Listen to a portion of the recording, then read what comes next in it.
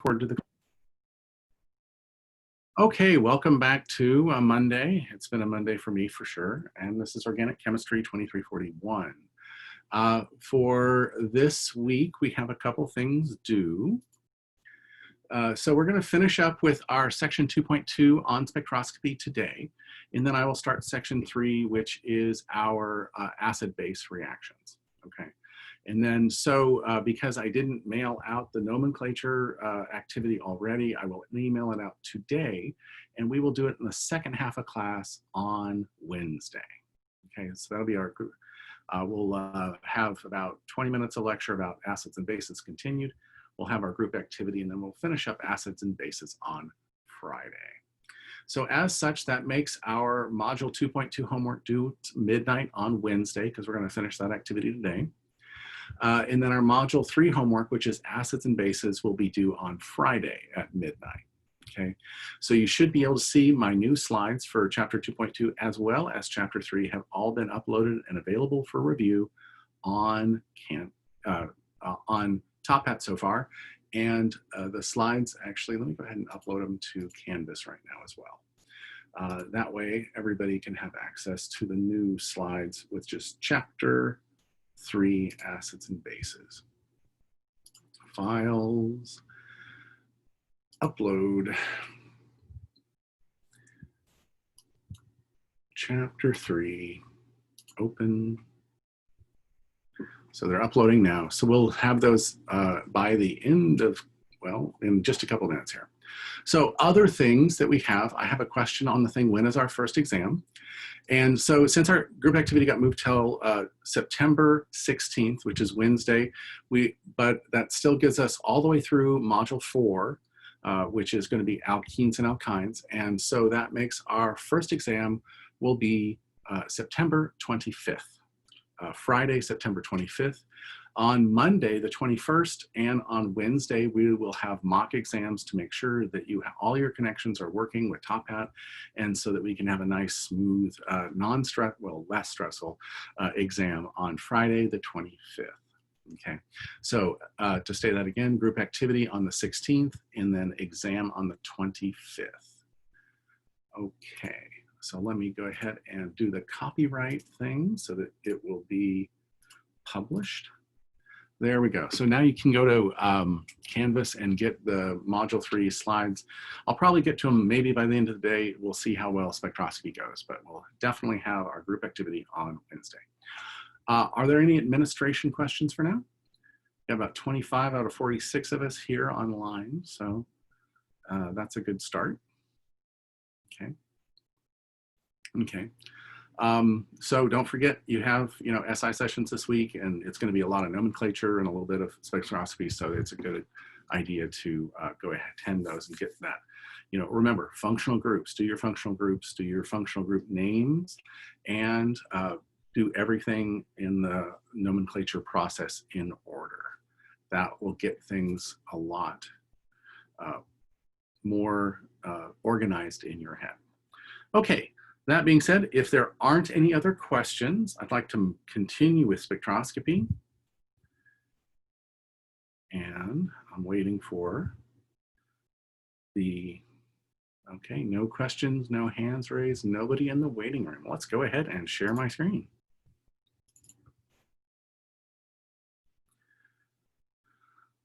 So we should start popping up something here from my iPad.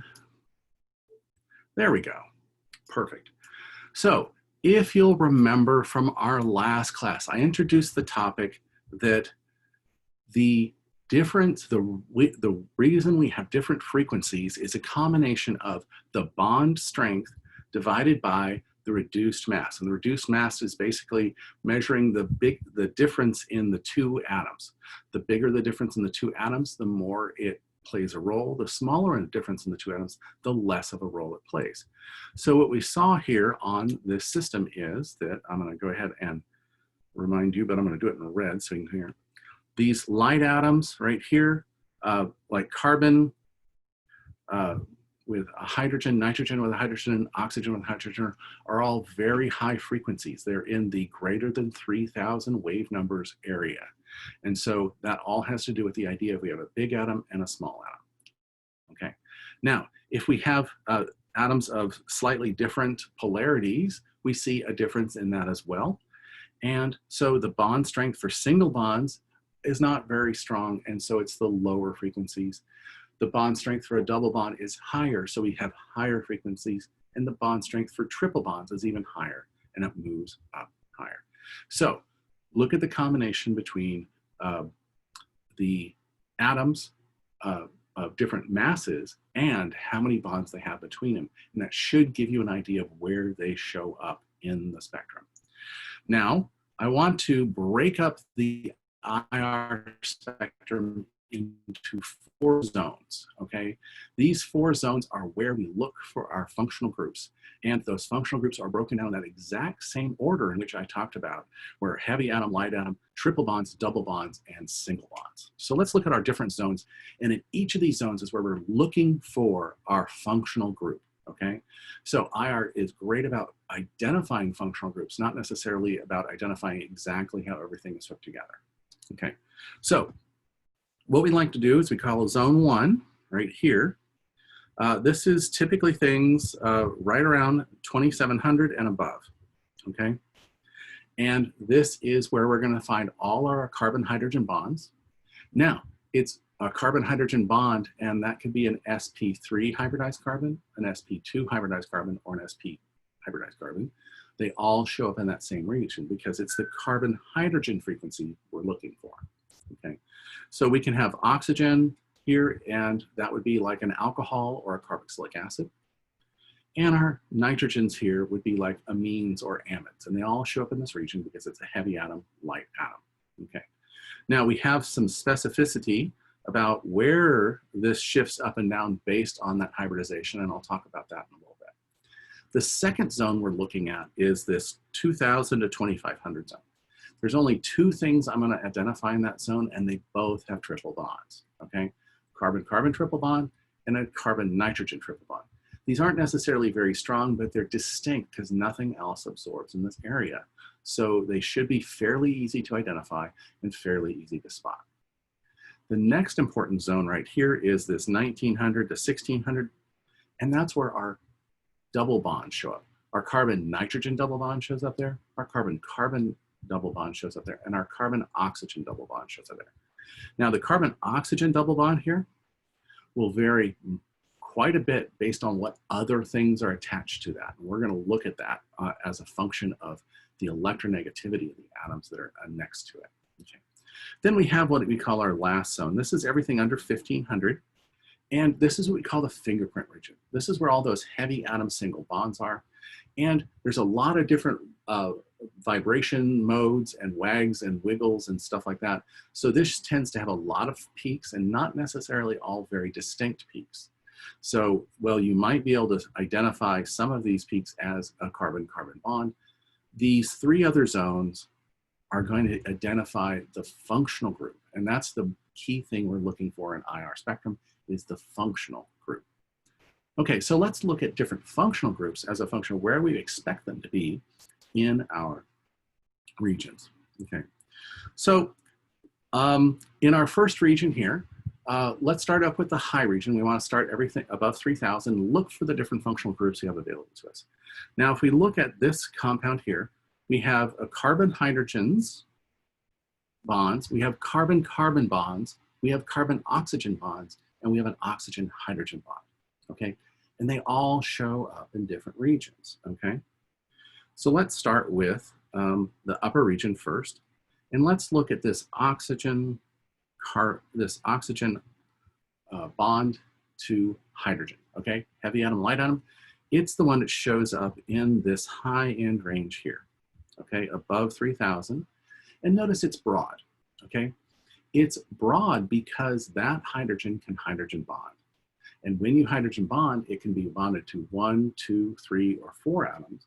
And therefore it gives it a very broad spectrum because there's a bunch of different energies associated with that. So whenever we see an OH peak that is neat in solution, or is not diluted up very much, we're always going to see this broad OH peak. So whenever you see that broad OH peak at that 3300, you're thinking, might be an alcohol. Let's see what we have. Okay, the next most important thing we see is these carbon-hydrogen bonds. Okay, now notice all of these carbon-hydrogen bonds are below 3,000. Okay, so they're in the 2,700 to 3,000 range, but that means we have an sp3 hybridized carbon attached to a hydrogen. If it's sp2 hybridized or sp hybrid, it's going to be above 3,000.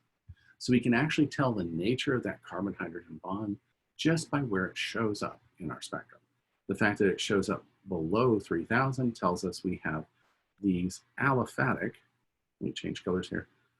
This is all these aliphatic carbon-hydrogen bonds that we see here. And notice we have no other absorptions across the two other zones right here. We have zone 3 and zone 4, where we're going to see we're going to see triple bonds and double bonds. We don't have triple bonds or double bonds in this compound, so we don't see anything in there. But now we're going to see peaks down here, and these are probably going to be associated with carbon-carbon bonds and a carbon-oxygen single bonds. Okay, but it really doesn't give us a nature about the functional group. Notice that the OH peak up in the high region, the number 1 zone here, tells us what our functional group is. Okay. Just like oxygen, hydrogen on nitrogens in amines and amides actually hydrogen bond 2, okay? And so what we'll see there is we'll also see a broad peak based on this stuff, and it's a little bit higher, around 3,400 right here. But the cool thing about nitrogen is you can tell how many hydrogens are on it because you'll see little peaklets on that broad peak. So let's look at this again. I'm going to erase my marking here. If you have 2 hydrogens on your nitrogen, you're going to see 2 peaks. See how there's 2 peaks here? And if you were to substitute one of those hydrogens for a carbon bond, and you only had 1 hydrogen, that would go back down to 1 peak. And so you can tell how many hydrogens are on your nitrogen by looking for how many peaks there are on that range. Now, what if you had a nitrogen that was bonded to 3 carbons with a tertiary amine? Okay, you wouldn't have an absorption in that area at all. There were no hydrogen-nitrogen bonds, and you wouldn't see absorption in that bond in that region at all. So you can tell you're going from your primary amine to your secondary amine, 2 peaks, 1 peak, tertiary amine, 0 peaks in that range. Okay. Then the only other thing we have here is that same aliphatic peak here. All of these aliphatics are going to show up right down here, and nothing else in our zones 3 or 4, and everything else. I mean, nothing shows up in our zone 3 here, and we have some little kind of indistinct peaks. That's why we call it the fingerprint region. Sometimes they're distinct peaks, and sometimes they're not. So we look for functional groups in zones 1, 2, and 3. Okay, so let's look at that amine thing in a little more detail here. So looking at it here, again, we have a nitrogen with 2 hydrogens on it here. We have a nitrogen with 1 hydrogen on it here, and we have a nitrogen with 0 hydrogens on it here. And so what we're going to see in that series is we get 2 distinct peaks, 1 for each of those hydrogens. Okay, it turns out those hydrogens are not equivalent because it's in a tetrahedral geometry because of the lone pair. Those hydrogens are not equivalent.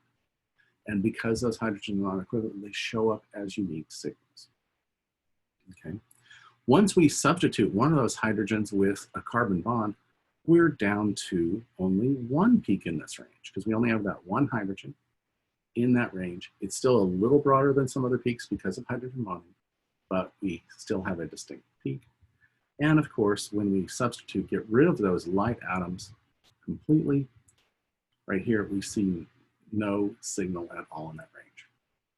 Notice that we still have all of the carbon hydrogens are showing up in that exact same place of just below 3,000 right here. If we draw a line right here, they're just below 3,000 because they're all aliphatic hydrogens. Here's our 3,000 mark on all of these, so it's just below those. Okay, Any questions about stuff in zone 1 of the, especially oxygens and nitrogens? And if we had an amide functionality and it had 2 hydrogens, it would have 2 peaks. Only 1 hydrogen, 1 peak, no hydrogen. So it's any nitrogen. It can be amines or amides. All right. No hands raised. All right. So let's go ahead and look at those characteristic stretching peaks between carbon and hydrogen. Now these vary because of the hybridization on the carbon. So if your carbon only has a single bond, it's going to have a slightly lower frequency between that carbon and hydrogen. So if we think about this, we're going to have our tetrahedral carbons are going to have our lowest frequency, typically right just below 3,000 wave numbers, okay? By taking that and turning it into a vinyl, where we have the hydrogens on a double bond, or in a aromatic ring, the hydrogens hanging off here also show up in this range because they both contain sp2 hybridized carbons, okay? And so there's a little more S character in that carbon, and there's a little more S character in that sigma bond that's formed. And so it's a slightly higher frequency, slightly stronger bond, okay? And then when we move up to our alkyne with a terminal hydrogen on it, we see that it shows up here at around 3,300. Notice this kind of overlaps with that oxygen peak, but these are nice sharp peaks. They're not broad peaks like the oxygen peak, so they should be easy to tell apart. Okay.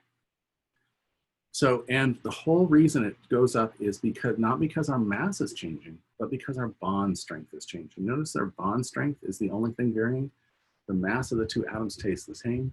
So it's that F above in the frequency calculation that is changing, causing it to shift to higher and higher vibrations. All right, questions on that? So you can actually tell the difference between alkanes, alkenes, and alkynes just by seeing where they show up on your IR spectrum. Okay, so let's take a look at all of those functionalities as a function of where that hydrogen is bonded to and what that hydrogen is bonded to. So the first one we're going to look at here is the alkyne. So we're looking at this terminal hydrogen right here. We're looking at this bond right here between that carbon on the alkyne and this hydrogen here. And we see a nice sharp peak at 3,300. Notice it's not the broad peak we see in the OH. It's a nice sharp peak here. Now, just if we took this and did some chemical conversion and turned it into an alkene right here, okay, we're going to see that the hydrogens that are attached to the alkene here are the ones that are going to be these right above 3,000, and all of the aliphatics are going to be the ones below 3,000. So just having that little peak above 3,000 should indicate the presence of an alkene in our system. Okay, so if we take all of the double bonds, all of the pi bonds out and we'll only have sigma bonds, you'll see in octane here, we have no peaks above that 3,000 mark. All of them are aliphatic. Okay. Now, there's one other hydrogen I haven't talked about. A hydrogen that's bonded to a carbon, but it's sp3 hybridized, sp2 hybridized and has a double bond, but it has a double bond to oxygen, okay? And that is the functional group called the aldehyde, okay? So our carbon here is sp2 hybridized and has a double bond to oxygen, okay? Oxygen's a little more electron rich and it's more nucleophilic, and therefore it's gonna pull some of the electron density there. So we still have it, it's going to be in that range, but it turns out that the hydrogen on an aldehyde is going to be distinctly at this 2,700. It's the lowest of those carbon-hydrogen bonds, and it has everything to do with the idea the oxygen is pulling electron density away from the carbon. So whenever we see this, there's usually 2 peaks at a 29 and a 27 peak, but we usually only see the 27 peak because it's separated out from the rest of them. So look for this peak at 2700 wave numbers. Okay, so we can see that electronics, the bond strength and that bond vibration is what's causing the shift from higher frequencies to lower frequencies, just within the carbon-hydrogen bond itself. All right, questions on that? So that's all of the carbon-hydrogen bonds, and they're all still in that range of 2,700 to 3,000, 3,500. Okay, so let's go on to another functional group. Okay. The next functional group we want to talk about is we want to talk about that carbonyl. Okay, the carbonyl is our carbon-oxygen double bond, and it is a pretty polarized bond because the carbon is less less electronegative than oxygen. Oxygen's more electronegative, so it's kind of pulling much more electron density, and we have a permanent dipole in this molecule going toward the oxygen here. Now, what that means is, number one, it's a polar bond, and IR loves being absorbed by polar bonds. And so we always have a very strong, very sharp peak for carbonyls. Okay, so in this case here, we have a carbon bond to this side and a carbon bond to this side, and we have some aliphatics, so we see those peaks up here. And because we have equal poling of electron density or donation by those two carbons here, we have it at what we consider the starting point of where carbonyls are going to be. About 1720 is where we see most carbonyls, and they go higher or lower depending on what's bonded to them. Okay, so this is our nice carbonyl peak right here at this 1700.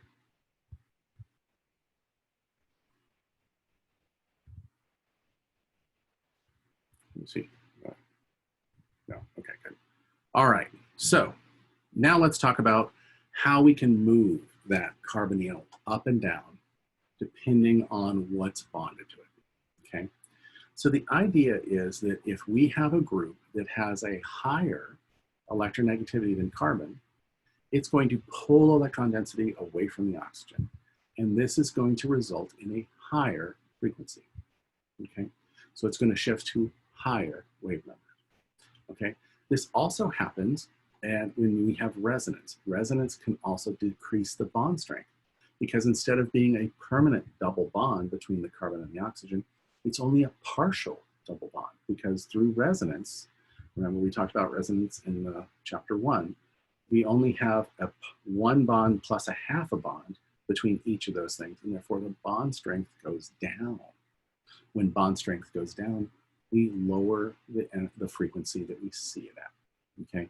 So we can either by resonance be shifting it downfield or by electronic drawing shifting it upfield. So let's look at our different functional groups and how they shift that carbonyl peak. Okay, so let's start with the top here. So the strongest electronegative atoms we have are like the halogens, right? Fluorine and chlorine and bromine. Those are our strongest electronegative atoms. They're going to pull the most electron density through those bonds. And what we see is that if we have a carbonyl with a halogen on it, and these are called the acid chlorides or acid halides, okay? It shifted way above the 1720, which is where our starting point is for carbonyls, all the way up to 1850 or right around 1800. So that's a significant shift. It's 80 points above where we expect it to be. And it has everything to do with the idea that that chlorine is pulling so much electron density out of it, it's making it have a stronger bond between the carbon and the oxygen. There's less of electronegativity difference between them and it becomes stronger. Okay. So the next thing we can do is we can have an electron donating group. However, it can have resonance. And so by resonance, we can play with that thing. And because of that resonance, it's decreasing the strength of that bond. And no, this electronic drawing, it's still electronic drawing because this is more electronegative, but we can have that resonance play a role as well. And we still shift it above our 1720, which is our baseline. right here. But this is a contributor due to partially for the resonance and partially for that electronegative atom. Now, in the case of aldehydes, the 1-alkyl group is the only one that can donate back to that carbon, and therefore we're still shifted slightly higher than the 720 at this right here. And then we get to what I consider our neutral or our starting material. When we get to the ketones, we have carbon and carbon on either side of that carbonyl. They both have the same electronegativity. So the only thing they can do is actually donate electron density to that carbonyl carbon because the electrons are being pulled away from by the oxygen. And so that gives us our nice starting point at that 1720 range. Now, if we add an electronegative atom, but we have a resonance contributor that allows us to have that bond being spread out over more than one of those bonds, we actually shift below 1700. So having our nitrogen here, because we have a lone pair on this nitrogen that can contribute to the resonance structure and allow us to get this separated charge, it gives us a lower than 1720 number at that 1680 to 1630. And then of course, if we were to take our carboxylic acid and completely deprotonate it, this is our classic resonance structure where we have charge half the time on one oxygen and half the time on the other oxygen. And because of that, each of those bonds only has 1 1/2 bond strength. It takes it even down below it. It takes it down to the 1610 to 1650 range. Okay. And then there's also another peak down in the below 1500 range, but occasionally it's very hard to see. So we typically look for this 1600. So we have one type of bond, which is the carbon-oxygen double bond. However, what's bonded next to it greatly affects where it shows up. In all these cases, it's still very polar and it still is very strong absorption. Okay, questions on that?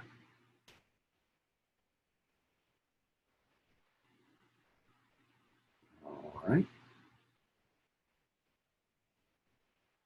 Okay, so let's compare and contrast some things about how we can see this carbon-carbon bond and some other bonds that show up in that zone 3, okay? So in zone 3, we expect to see carbon-oxygen double bonds, carbon-carbon double bonds, and carbon-nitrogen double bonds. So let's identify each of those in these two different spectrum here. Okay, so in the first one here, I'm gonna blow this up a little bit, okay? We see, of course, our aliphatic range is up here, so we're not going to worry about that. We have a carbonyl, and it's one of those carbonyls with 2 carbons on it, which means we expect to see it right around 1720. And we see a nice sharp peak at the 1780. And then all these other peaks, notice that all these other peaks are below 1500. And those are all carbon-carbon peaks and all different kinds of wags and shifts. But this is telling us that our 2 major functional groups available to us are that carbon-hydrogen aliphatic stretch and our carbonyl carbon, and it probably has 2 carbons attached to it because it's right in the middle of our zone. Okay. Now, let's add something to the system, okay?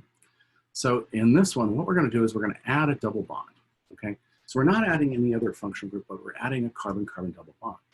And it shows up in that same region, closer to around 1600, okay? So the first thing we need to note here is that we see this carbon-carbon double bond, this one right here, in there. The other thing we need to note is that this carbon-carbon bond is in close proximity, and I'm gonna say the word conjugated to the carbonyl, okay? Remember, conjugation, when we talked about resonance structures, when you have a double bond, single bond, double bond. And because you have that single bond in between, there's a possibility to be able to have those p orbitals overlap and share some of their electronic character, okay? So when this happens in carbonyls, it actually, because we're sharing some of that electron character, they actually get shifted down below their normal 1700. And so that we can actually tell if the carbonyl is in conjugation with the double bond or not. If it's not in conjugation with the double bond, it would shift up closer to the 1700 because it is in conjugate with the double bond, it's actually shifted down closer to the carbon-carbon double bond. So, I mean, again, all of these zones are all about electronics and bond strength, right? That's what we're looking for in each of these functional group zones. All right, okay. So let's add another thing here. Let's just look at the alkenes by themselves and then how we can adjust with electron donating or electron-neutron groups. So if we looked at our group here, if we looked at octene, right here, in this case, it's a transoctene and it's in the middle of the spectrum, okay? Now, notice this is the trans version, okay? And electronically, remember that our carbon-carbon bond is not very polar and absorbs very little. And in this case, it's completely symmetrical in this trans configuration. We have electron pull in these directions, the hydrogens are pulling in these directions, giving our double bond a net dipole of 0. Because of that, because there's very little dipole, there's very little polarization in that bond, we actually don't see that carbon-carbon absorption, or if we do, it's very, very small. We don't see it at all. However, just by changing the configuration of that double bond, we now have a net dipole because the two carbons are going to be pulling in that direction. The two hydrogens are going to be pulling in that direction with a different force, and therefore we will have a net dipole. And we see our carbon-carbon double bond in this 1668 range. Okay, so this is one of those things that we talked about where it is all about bond polarity and whether you can induce a polar bond or have a polarity in the bond that makes it more susceptible to being absorbed by IR. The more it absorbs in the IR, the stronger the signal we get. Okay, so that was one way to look at it. In this case, what we've done in this last one here is we've included a thing that was electronegative. So we have electronegativity pulling here. So we have two factors going for us. We have the fact that it is a polar because this side has more electron density pulling away from it here. And it's now unsymmetrical, so it has a dipole as well. So notice the peak is much stronger and right in the middle of our 1650 to 1675 range. So the addition of that more electronegative atom is making a more polar carbon-carbon bond, and therefore the more polar carbon-carbon bond is showing up as a stronger absorption in the IR. All right, questions on that? Okay, so when you're hoping to see a peak in the IR, look for polarity and look for bond strength, and that'll help you show where things are. Okay, so now let's look at our triple bonds, okay? Our carbon-carbon triple bonds and our carbon-nitrogen triple bonds, okay?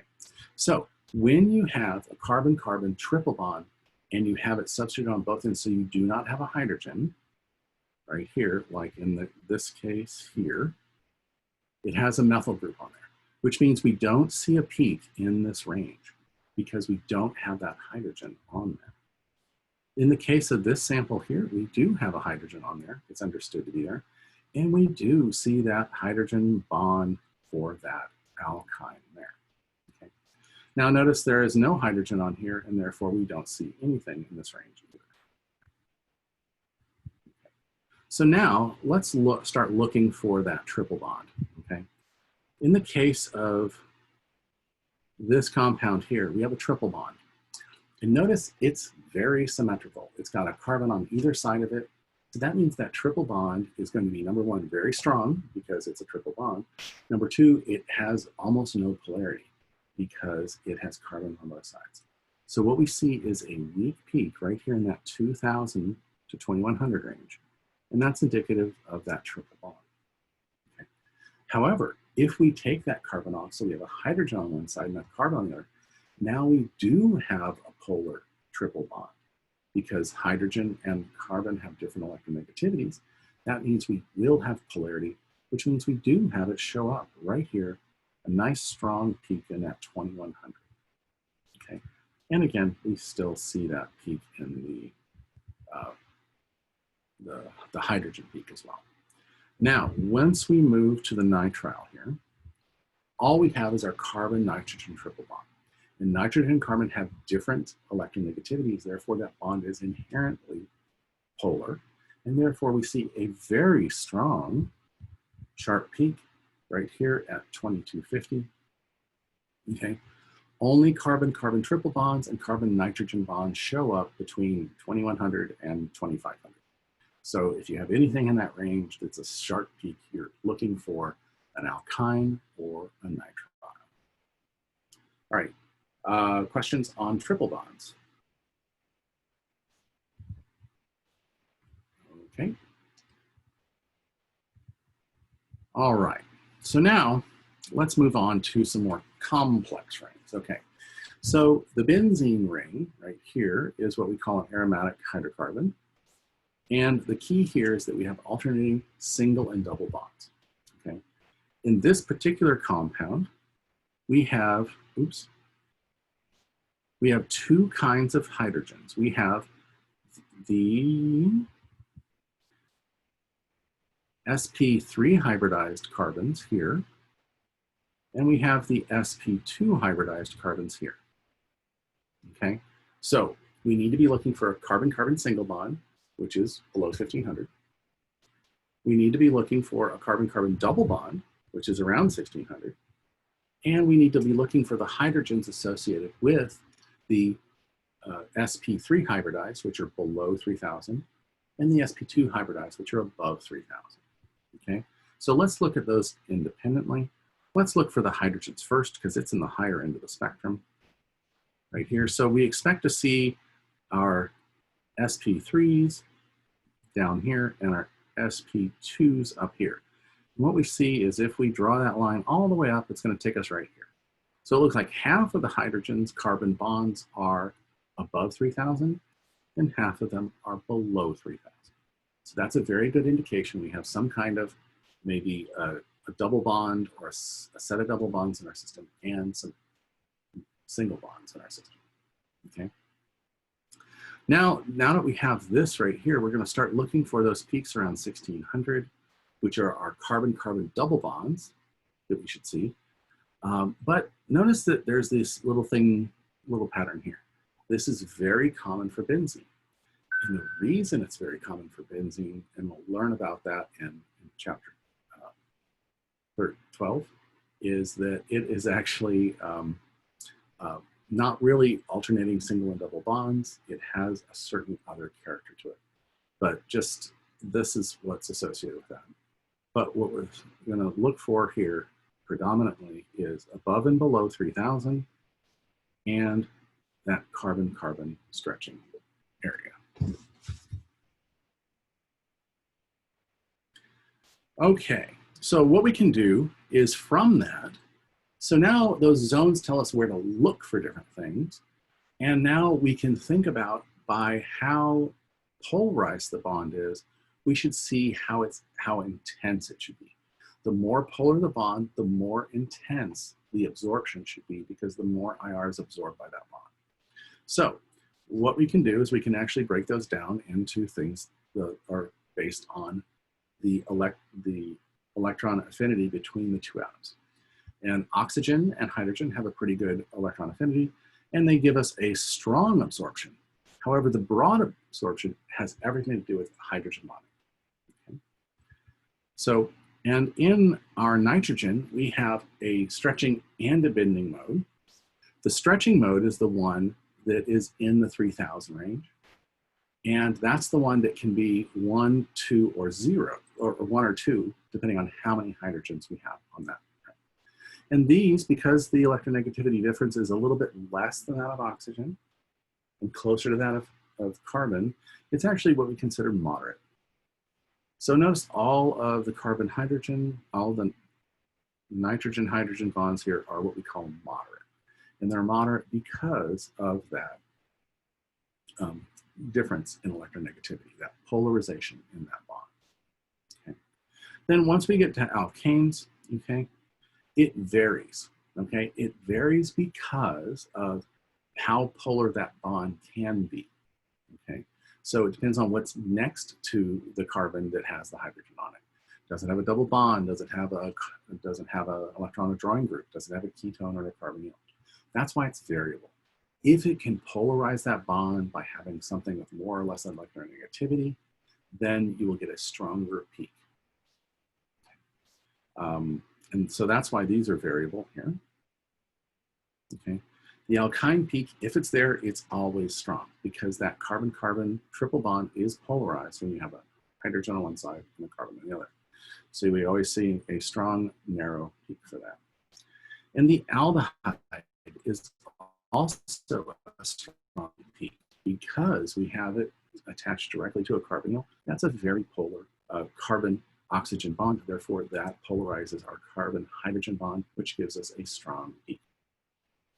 Okay. Now, as we expect, our carbon-carbon triple bond should be weak because unless you have some very big electronegative group on either end, it's going to be a very symmetrical, very strong bond, and therefore it's going to be weak. Carbon-carbons vary depending on what's near them. If it's a polarized, unsymmetrical molecule, it's stronger. The more symmetrical it is, the weaker it becomes. Nitriles are typically variable, but they're fairly strong because you always have that polarized bond. The ketones, or all the carbonyls, are always very strong because that's a strong polarized bond. However, it shifts based on the electronics nearby. When it's that just carbons on either side, centered around 1720, and it can be shifted higher or lower based on having more electronegative atoms attached to that carbonyl. Okay. So again, as we go to more electronegative atoms here, it shifts up. However, the atom, the amide, because of that conjugation trying to put that positive charge on nitrogen and back and forth, it actually shifts it below. So this is a conjugative effect, and these are inductive effects right here. And then when we look at all the other single bonds, the stuff that's in the fingerprint region, that's very hard to identify most of the time, we can actually say the more polar the bond, the stronger the bond will be. And so all of these right here are very polar bonds. The carbon-carbon bond would be very small, but all of the other ones are fairly strong. And notice that as the atoms get heavier, the frequency shifts lower and lower and lower. Questions on intensity. So intensity is directly related to the polarization of the bond. The shift, where it is directly related to the combination of bond strength and mass of the two atoms. Okay. Any questions? No raise hand. All right, we're almost there. Okay, so let's look at the spectrum for methanol and formic acid. So let's draw methanol first so that we kind of know what we're looking at. So methanol is this one right here. So we have a carbon and it only has 3 hydrogens on it, and we have that oxygen. Okay. So the first thing we should see is this OH bond right here, and that's this big peak right here. Okay. So that is an alcohol. It hydrogen bonds once, and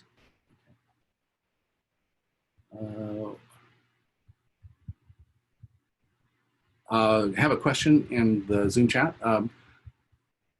On the exam for questions of this, I want you to identify the functional group by the peaks that are most prevalent, okay? And the first exam is on September 25th. Okay, so look at this as identifying a functional group. That's what you should be able to do. You should be able to look at this and say, oh, it's got an alcohol, it's got a carboxylic acid, it's got an amine with 2 hydrogens on it. You know, those are the basic ideas you're looking for here. Oh, it's got hydrogens, and it's got, you know, they're all below 3,000, so they're all aliphatic. That's what I'm looking for in that question. Does that answer your question, Jason? Okay, great. Okay, so in this case, we have methanol. we have all of its aliphatic. It only has aliphatics. And so that's these down here. This is our aliphatic hydrogens here. And there's no carbonyl. And then the next biggest peak we have is in our fingerprint region, and that's our carbon-oxygen bond. And we know that's our carbon-oxygen bond because one, it's polar, and we don't have any other possible bonds. We have oxygen-hydrogen, carbon-hydrogen, and carbon-oxygen. So this has to be our last bond here. But the idea that we have these two tells us we have an aliphatic alcohol. Okay. Now, let's complicate things. Let's oxidize our methanol to the simplest carboxylic acid, which is formic acid, okay? All we've done is oxidized it to create, we've taken off 2 of those hydrogens and added a carbonyl now, okay? So now we have a carbonyl, we have an aldehydic hydrogen, we have a carboxylic acid, and we have hydrogen bonding. So we need to look for some other things here. Okay, so the first thing we need to notice that when we have a carboxylic acid, we get a very broad OH peak. And this broad OH peak is actually shifted a little bit over our hydrogens in our 3000 range, okay?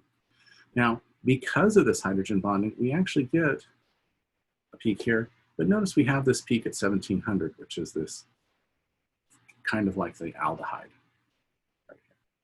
The next biggest peak we have is our carbonyl peak. Now notice our carbonyl peak is kind of broad. It's broad because of all the different hydrogen bonding available to it. Because of the hydrogen bonding and because of resonance, that bond strength is changed, and therefore we get a slightly broader peak than normal. And then the next biggest peak we see here is the carbon-oxygen single bond. So we get the carbon-oxygen double bond, the carbon-oxygen single bond, and this big OH, and then our hydrogen here at the end. Okay. So when identifying carboxylic acids, always look for this big OH peak that kind of sweeps a little bit lower than other alcohols.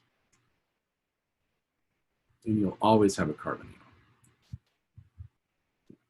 All right, so how do you attack an IR spectrum? Okay, the way to do it is you look for the most intense peaks first, especially those outside of the fingerprint zone. Fingerprint zone, you might be able to see it, but it might be a lot of different peaks down there, okay?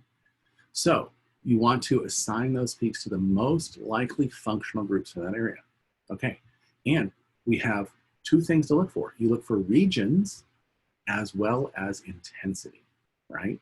The region tells you kind of what functional groups might be there, and the intensity will tell you whether it's one group or another, okay, based on that polarity.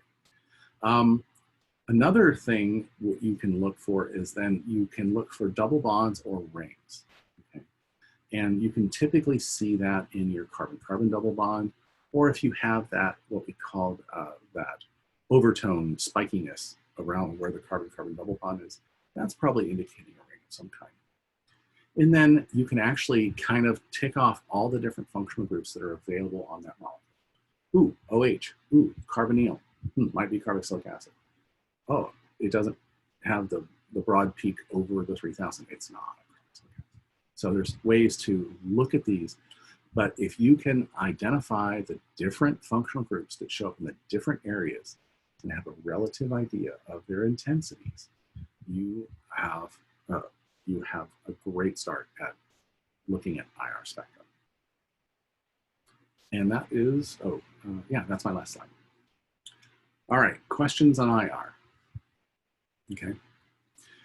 And if you have to study one thing to get your head around IR spectroscopy, okay,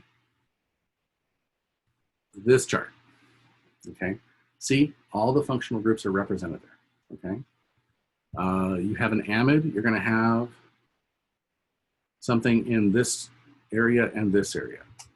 You have a nitrile, you're going to have something in this area. You have an alcohol, you're going to have something in this area. You have a carbonyl, but no OH, you're going to have something there. You can have your esters, you can have your carboxyl. So specifically looking for your functional groups available to you in these 3 zones Identify that you can see, oh, it's a ketone. Oh, it's conjugated because it shifted lower than I expected. Those kind of things are the things you're looking for here. Knowing that your your hydrogens of your alkynes and your alkenes are above 3,000 and your alphax are below 3,000. That is going to be 90% of IR until you get to my spectroscopy box. All right, questions? Okay, I'm going to go ahead and stop recording, and then you can freely ask questions off